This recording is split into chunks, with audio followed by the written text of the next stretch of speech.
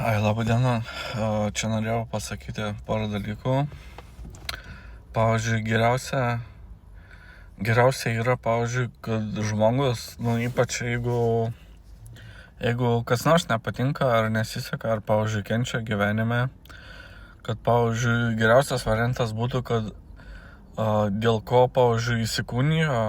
dėl ko visokie karminiai valdovai paskyrė šitą šalį, šitą misiją tau, ta prasme, kad galėtų ir paklausti, ir sužinoti, ko tiksliau, ką reiktų daryti, kad sektųsi, arba kad patektum į rojų dar be to plius. Ir tokiu atveju žmogus, nes, tarkim, jeigu žmogus kenčia, tai, ir nieko nedaro, jam tas gyvenimas, nėra labai prasmingas, ta prasme, grinai, jeigu vien tik kenti, ta prasme, gyventi, gimti ten, ar ten, jeigu iš karto susirgi, jeigu gimsti susirgi, tai, nėra toksai prasmingas tas gyvenimas, koks, ta prasme, gal tik pamatai, kad yra toks materialus pasaulis, bet plius, jeigu tu dar neatsiminsi po mirties, ta prasme, jeigu sielos sąmonė, neturi tokio suvokimo ir nemato, biškai kitaip įsivaizduoja ir kitokios mąstymo struktūros yra pas sielą, ta prasme, tai, tu gali ir neprisiminti kažkaip, nes tikrai yra skirtumų tarp kaip siela mąsto, nes siela kažkaip jinai nemąsto, jinai kažkokius dalykus kaip tarsi patiria, kaip nepatiria ir tarsi taip įdomiai priima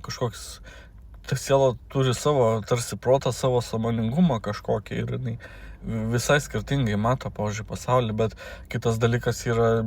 žmonės plus dar tų sielų niekas nemato ir nežino ir nėra tos dvasinės kultūros, kas išeina iš kūnų, kas praktikuoja, kaip tibetiečiai, kaip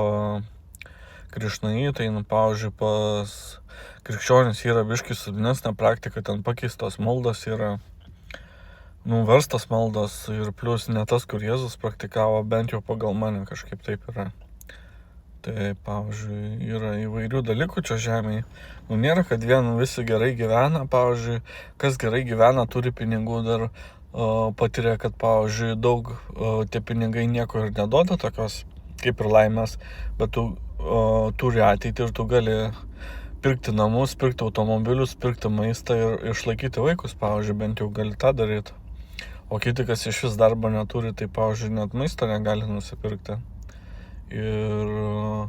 plius dar, jeigu nėra suvokimo, kad gali dvasiškai tobulėti arba